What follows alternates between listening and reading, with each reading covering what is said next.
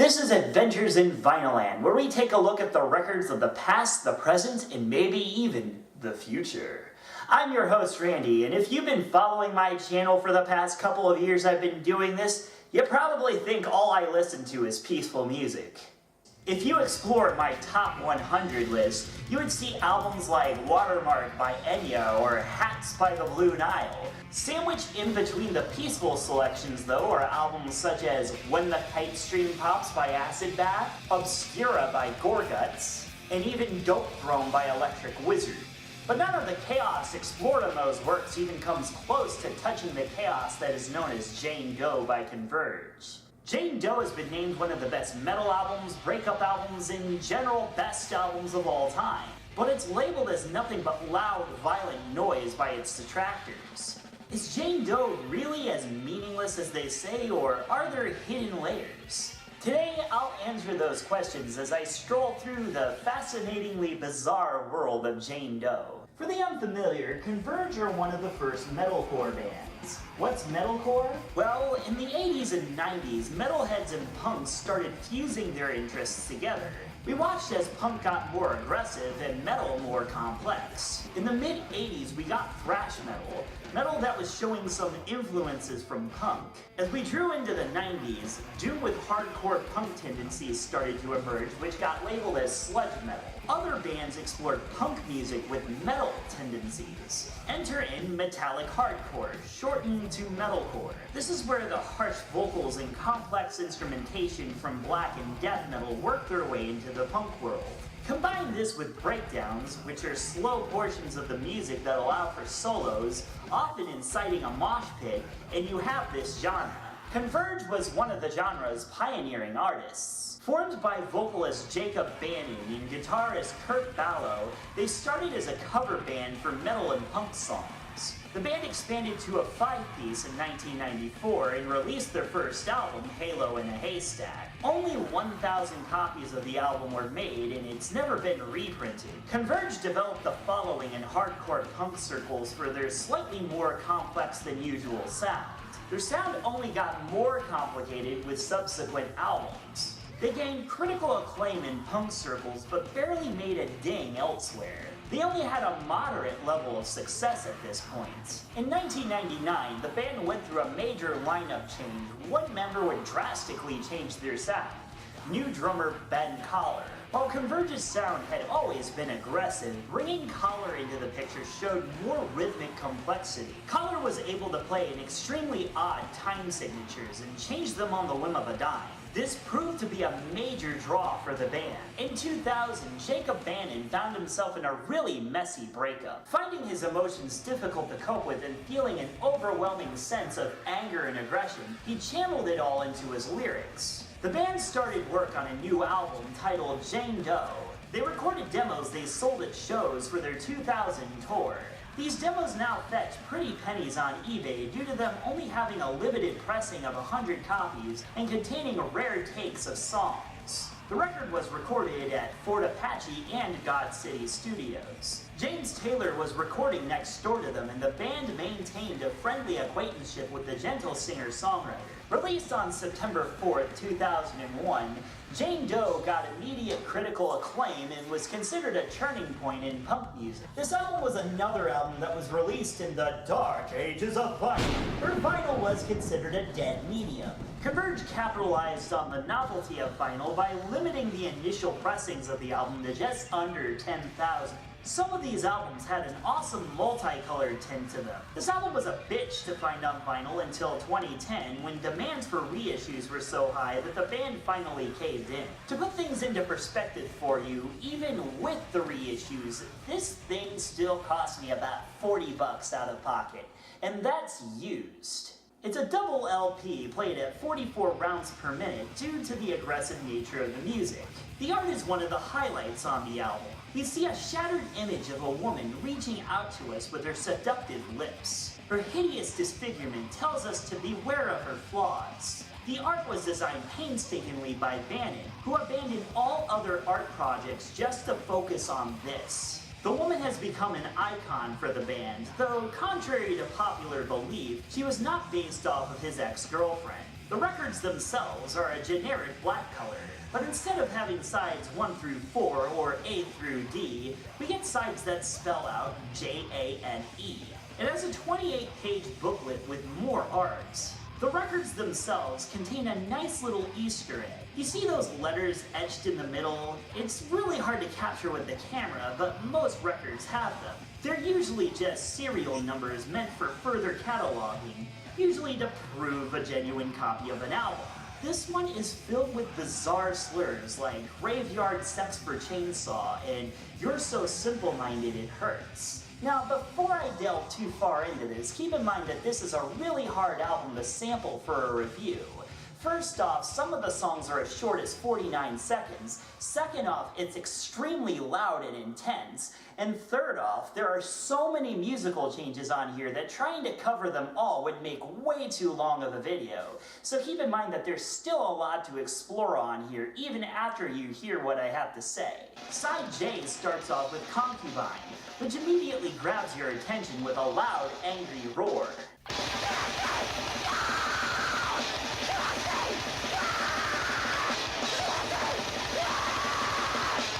You can hear all the instruments being pushed to their dynamic limits, which then get turned down.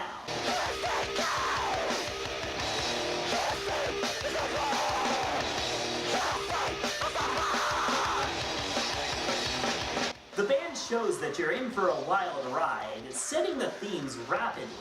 Next we get Fault to Fracture, another expression of anger with a sick-as-hell guitar line.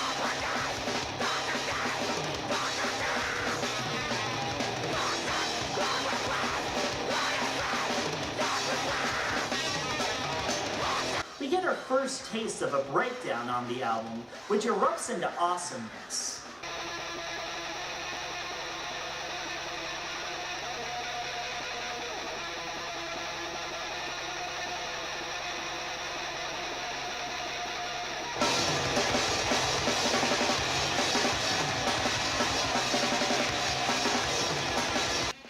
And Meaning has a jerky, borderline atonal guitar melody which will somehow still get stuck in your head.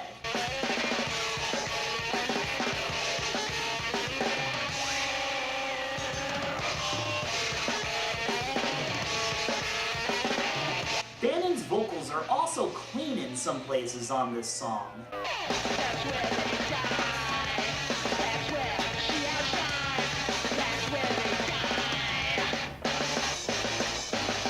The skills of the drummer blow you away.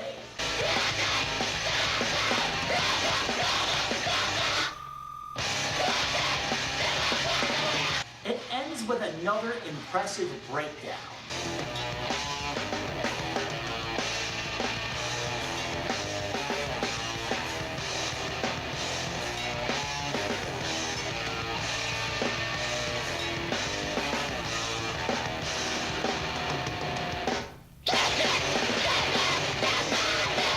Side A continues the onslaughts. Hell to Pay fits its title perfectly, not because it's a loud cacophonous assault, but because it's a slow dirge showing a descent into madness.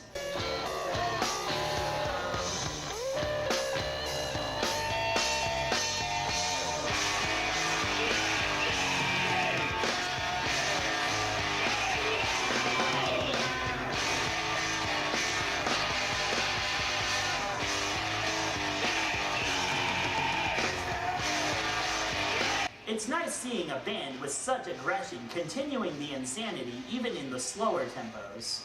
Homewrecker brings more intense anger directed at an ex-lover.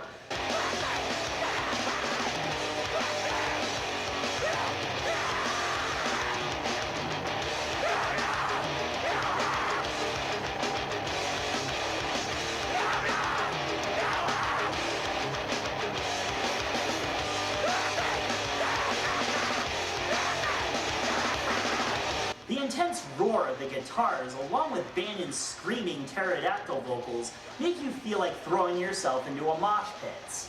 The Broken Vow is a short, destructive track that shows even more madness.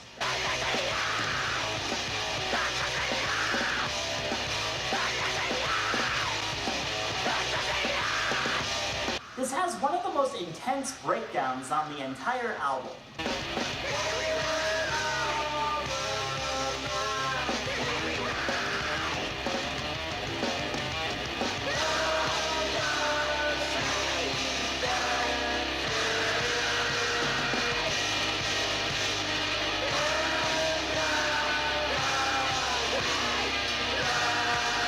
This leads into an even shorter track, Bitter and Then Some, which continues the wrecking ball smashing into your skull.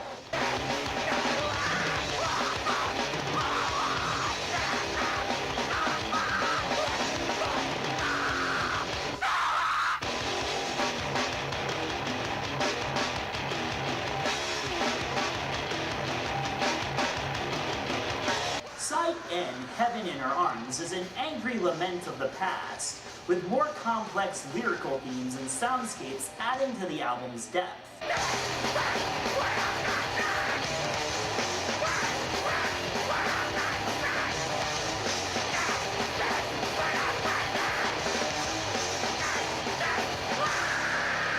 You can hear the intensity in the droning guitars bringing out the singer's sadness.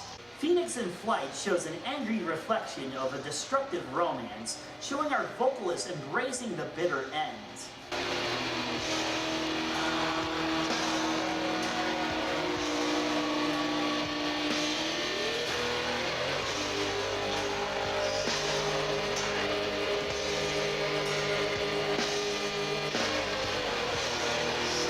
The demented drone in the middle really shows the pain and sorrow he feels.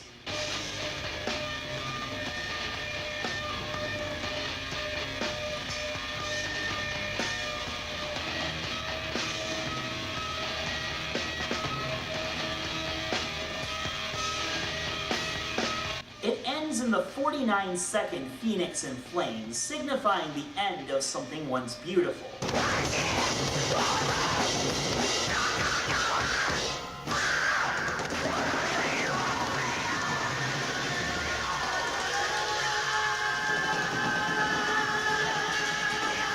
Thaw shows some of the most complex rhythms you'll ever hear out of a popular artist.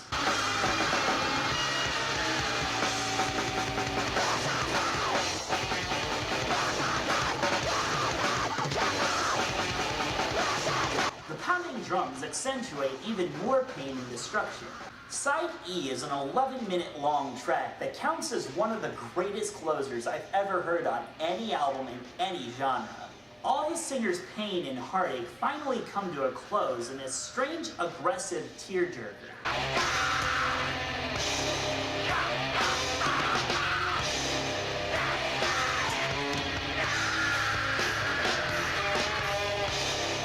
It starts with agony, just to build into a slow funeral procession.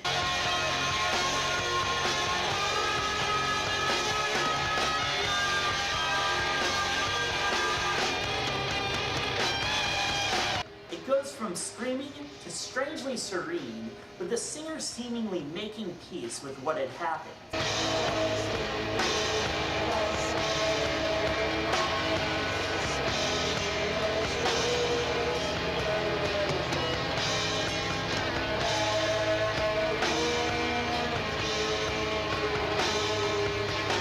This track remains one of Converge's strongest, and even 15 years later proves this album's legacy. Now, as if the Columbine massacre 2 years prior wasn't enough, 9/11 happened just a week after this album was released, which put this and many other metal and punk albums on a parental watch list. Thanks to System of a Down's toxicity having some rather unfortunately harsher in hindsight lyrics, metal was in a tight position. Many parents feared the aggression explored by bands like Converge would do nothing but increase the hate and fear in America.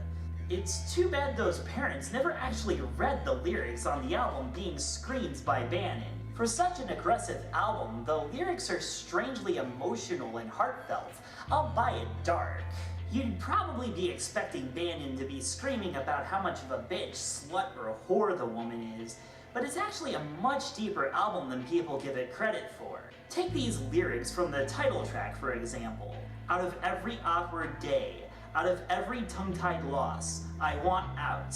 out of the burdening night sweats, out of the rising seas of blood, lost in you like Saturday nights, searching the streets with bedroom eyes, just dying to be saved.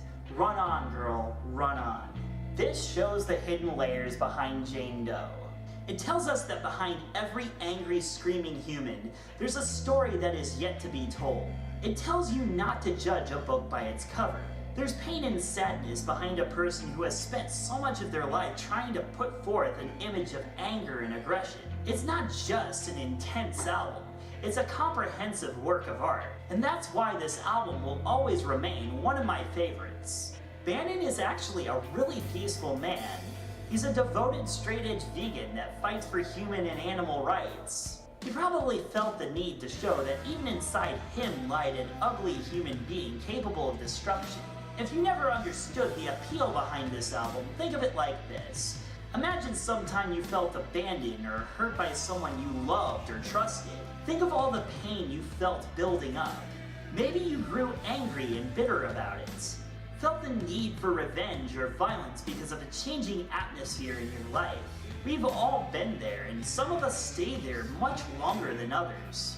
That's what this album embodies. And every seemingly peaceful person is a monster waiting to be unleashed. All we have to do is let our differences and inner demons destroy us. Maybe that's what Jane Doe was ultimately meant to be, a warning to those that get lost in their emotions. And in troubled times like these, sometimes we need a slap in our face like this. Jane Doe can be a little bit hard to get a hold of in a physical copy. CDs aren't all that rare, but you're not going to find it that easily in a record store. You'd probably have to order it online. The vinyl version, on the other hand, has extremely limited copies even in the reissues. Like I said, I spent about $40 on this puppy, and I don't regret it, but geez, that kind of made my wallet set on fire. So just keep that in mind. And of course, it's all over YouTube and easily attainable on Spotify and iTunes. Well, that about does it for this episode of Adventures in Vinyland. Join us next time when I review a cheesy 80s pop album. We're gonna have fun with that one. See you later. Hello guys, and thank you for watching this third installment of Adventures in Vinyland. I know it took a couple of months to come out, but hey, it's out now, and you guys will be getting 3 of these this month, as well as a new Lost Media Chronicles. Speaking of which, check out that show as well, although I'm pretty sure most of my fans already do. And be sure to check out some of the other videos on my channel, just for shits and giggles. Anyways, catch you guys later, have a wonderful day.